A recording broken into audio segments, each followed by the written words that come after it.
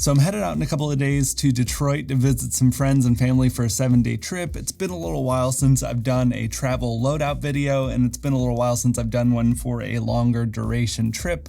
I'm usually a long weekend warrior type of traveler, so I thought this would be a good example of how to fit a week-long trip all into a 28-liter bag. Getting right into it and starting with the bag, I've chosen the Air Travel Pack 3 Small. I have the X-Pack variant here. I absolutely love this thing since it came out last year.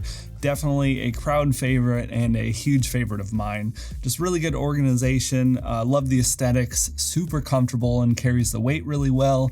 A little bit heavier than it probably needs to be, but as long as you're okay with an extra pound or so of backpack weight, it has been an excellent choice for me since I got it. There's a full review of this up on the channel if you're interested in hearing more about it, but I'm going to dive right into it, starting with the clothes that I'm bringing. So we've got our clothes here. I was luckily still able to fit everything, an entire wardrobe for 7 days within a single packing cube.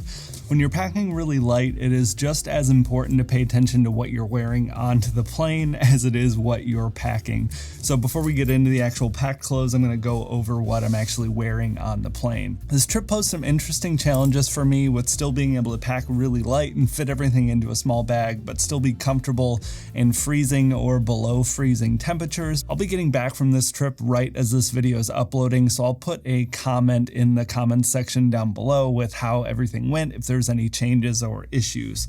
But with what I'm wearing, starting off with pants, my only pair of pants for this trip, I'm going to be bringing the Proof Rover pants. Now these aren't an overly technical pant in terms of travel pants. They're a stretch canvas pant. They're just super durable and burly and thick. Wearing these the past few months in the cold here in Portland, I've noticed they do a really amazing job cutting the wind if you're out in the cold. You know, I'm not going to be bringing base layers or anything like this on a mostly indoor trip like this, so I wanted to make sure and get something that's going to be comfortable in the cold Michigan winter, and I think these are going to do amazingly because we've had some temps in the 20s and 30s here in Portland, and they've held up really well, and have really been my go-to winter pant for day-to-day use and will definitely hold up for travel use. To pair with that, I've got my arcade belt. You all know I've been talking about these things for the past year, practically nonstop.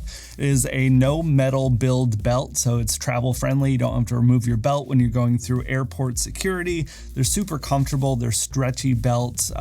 Perfect. For my top layer, I'm going to be wearing a merino t-shirt. This one is from Woolly. Woolly and Outlier have been my two favorites for merino t-shirts for quite some time now. They're both excellent, and I think the Outlier one is a little bit finer and softer and also a little bit heavier weight, but I really like the Woolly ones, and they're quite a bit less expensive as well. To put over top of that, I'm wearing the Appalachian Gear Company alpaca hoodie. This is made out of alpaca wool. Super lightweight, super stretchy, super comfortable. I always get a bunch of comments when I wear this thing in videos as well. I really love this thing. I originally wanted to wear it for backpacking, but it has really taken over as a day-to-day piece for me first and foremost. Super comfortable and should be a really great addition to wear on the plane. Could easily take it off if I need to, but I think I should be good with that. Footwear was another interesting component of this that I had been planning and wondering what I was going to do. I decided to wear my all-weather duck boots for this entire trip with no extra shoes or sneakers.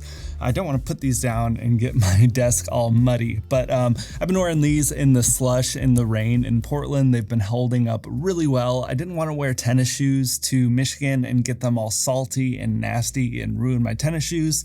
These are kind of built for those conditions. They might not be the most comfortable for travel days. I'm going to see how this goes. It's a bit of a gamble. I think it's going to pay off when I'm there, but I might be a little annoyed having to wear these all day on an airplane. We'll see. I'll be sure to update everyone. And lastly, for worn clothes, the jacket I'm bringing with me. This was another kind of interesting challenge. I really wanted to bring my big warm Filson Mackinac Cruiser because that thing is just so burly and nice and cozy in the cold weather, but it probably weighs like 20 pounds on its own, and I don't want to be traveling with something that big and heavy. On the flip side of that though, a lot of my lighter weight travel jackets just aren't really designed to be used in the 20s and this really cold temperatures. The jacket I ended up with though, I think is going to pay off amazingly.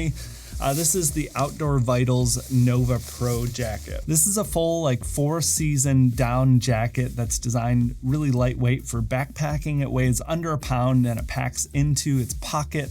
It has about double the fill weight of the down jacket I'd been using for backpacking previously.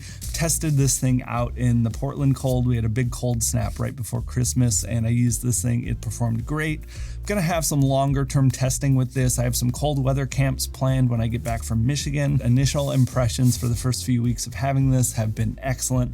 Really small, really compact, really lightweight. I'm gonna wear this onto the plane. I can kind of take it off and ball it up and use it as a pillow if I want, I think, and it'll also just stuff right in my bag if I change my mind. It's the beauty of using a backpack. It's a lot easier to get stuff in and out compared to bringing a suitcase. So that is my worn outfit. Hopefully I didn't take up too much time with that, but like I said, what you're wearing is just as, if not more important than what you're packing when it comes to packing light and just one bag travel mentalities in general. Getting into the packing cube here though, I'm just bringing a couple more merino t-shirts. I've got one from Outlier, one from Woolly. Like I said, those are my two favorites, and two of these are gonna be more than enough for a full week. They're antimicrobial, they don't smell, they don't need to be washed after every single wear. That will be just perfect. I'm bringing a pair of lounge pants. These are the Proof Tech sweatpants. I've been living in these the past few months at home since I got them. In addition to the alpaca hoodie I'll be wearing, I'm also bringing this crew neck from Unbound Merino. This is kind of like a sweater sweatshirt hybrid. I think they call it a sweatshirt on their website, but it really could pass as a sweater if you're going to like a nicer dinner or something. I love the cut of this. I love the raglan sleeves. It's super comfortable. It's really warm for the weight. Packs down really nice and small. I've had this for quite some time now and really love it. I think it's gonna come in handy. You know, this with that jacket or the alpaca hoodie with that jacket kind of gives me two really warm layer options if I know I'm gonna be outside. So I still have a bit of variety in terms of style, something a little bit more casual, something a little bit nicer, but I'm still gonna be warm without having to pack, you know, pounds and pounds of extra clothes. One last shirt I'm bringing is the Free Fly Henley shirt. This is actually made out of bamboo. Again, another kind of antimicrobial, anti-smell type of fabric. Bamboo and tencel and merino wool. I'm a huge fan of getting into some of these fabrics. Back when I used to sell bedding, you know, a lot of like sheets and stuff will use these technologies. So I learned a lot about these from years and years ago before I got really into all these travel clothes. But this Henley looks great. It's a little bit heavier weight too, which I think will come in handy for the colder temps. Overall, just really great cut, really great look, something again, just a little bit nicer, but still pretty casual to wear with whatever, and just add a bit of variety. Lastly here for socks and underwear, this is where the controversy is probably gonna start coming in. People think I am absolutely insane, but in addition to the socks and underwear I'll be wearing onto the plane, I'm bringing 2 extra sets of each. You don't need to bring socks and underwear for every day of the trip, especially if you're packing the right items. For socks, I'm wearing the Darn Tough full cushion boot socks. These are a little bit bigger to pack than most of my other Darn Toughs and a lot of other travel socks, but with wearing those all-weather duck boots, I want to be comfortable and warm. These things are my go-tos when I'm home in the colder weather, so these are going with me as well. I've got 3 pair of them, 1 to wear on the plane, 2 to pack. These won't need to be washed. You can wear wool socks 2, 3, 4 times without washing. They won't smell, I promise. And for underwear, this is something that will need to be washed. If I'm bringing the Ex Officio Give and Go boxer briefs, again, 3 pair, 1 wearing, 2 packing. These are super easy to do sink laundry with. Any long-term travelers are used to this, and I think that's the disconnect from some of the comments I get. But doing sink laundry, if you get nice synthetic, quick-drying underwear, these are antimicrobial as well, but I usually don't like to wear them more than once for underwear. That's kind of my line and limit, but you can wash these out in the sink really quick and they'll dry in like half an hour or something. So super simple to take care of when you're traveling. So I'll have 3 pair, I'll just be able to do a couple of quick sink washes on those.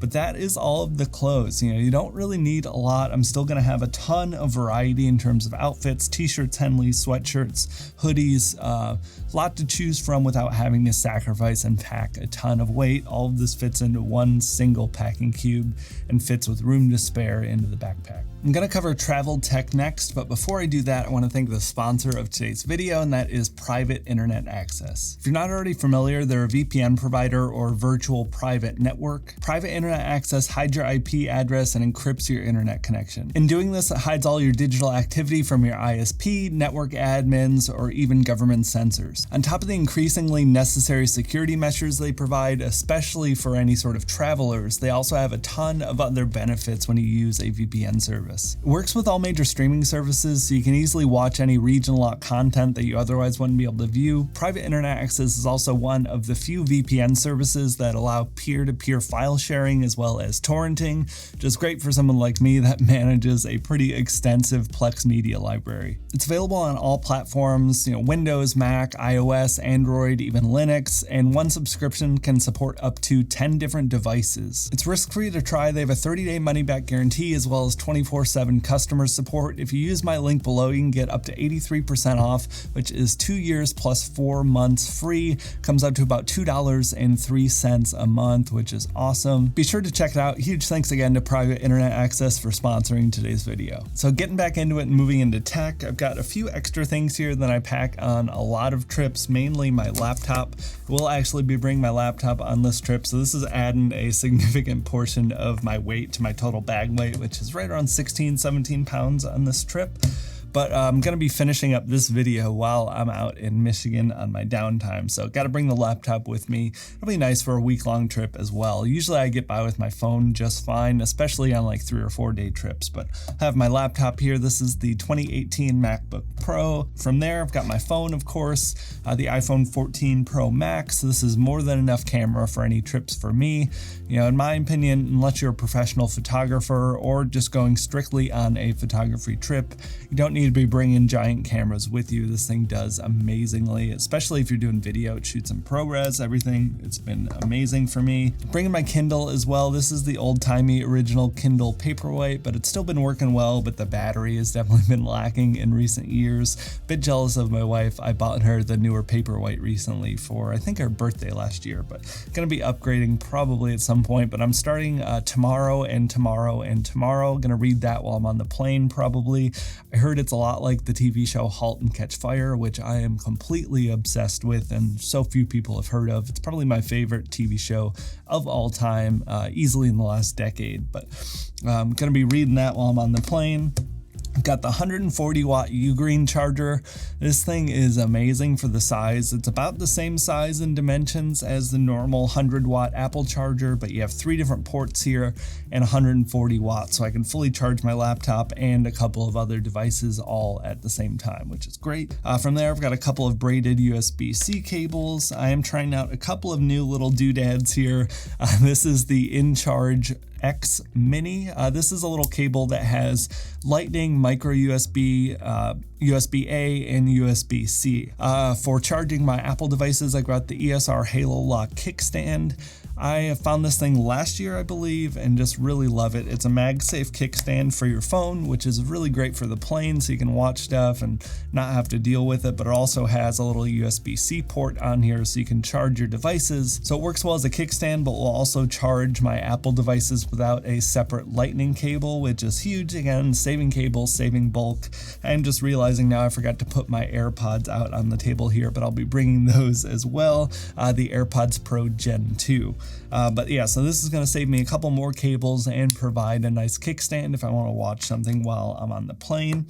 One other new thing I haven't actually tested or tried out yet. I'd planned on testing it in the fall, but I had to cancel a couple of trips due to some health issues and family issues, so I hadn't gotten the chance yet. But this thing is called the Connect Air. It's a little Bluetooth adapter, so if you want to watch any of the on-screen entertainment while you're on the plane, but you only have Bluetooth headphones, this will work perfectly for that, apparently. Haven't tried it yet, so I'm going to test it out on this trip.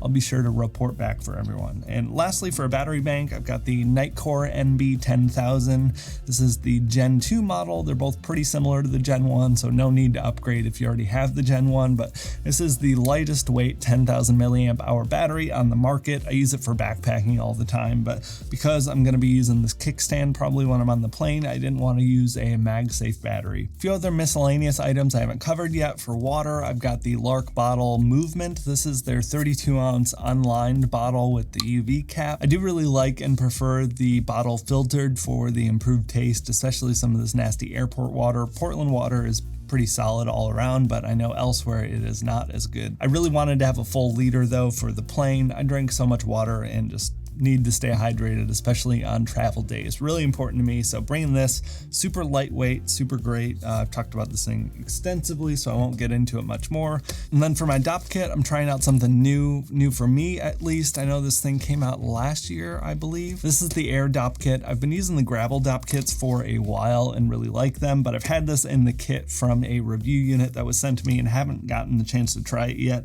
I really like the organization and layout of this. I'm not going to go fully in depth on the Dopp Kit on this video, but check out, I've done dedicated videos for that and I've gone over it extensively. And a good example, I did a long-term, like indefinite travel loadout a few months ago, so check that out. But this thing seems really nice. I'm really looking forward to digging into and trying this one out. It's probably a little bit overkill for me, both in size and weight for this trip, but I really wanted to give it a proper test so I can report back to all of you. If I forgot something, be sure to let me know down in the comments. I'd love to talk about the loadout a little bit further if you have questions. And also be sure to check out that private internet access link down in the description. Grab that deal while you can. Thank you all so much for watching though, and I will talk to you next week.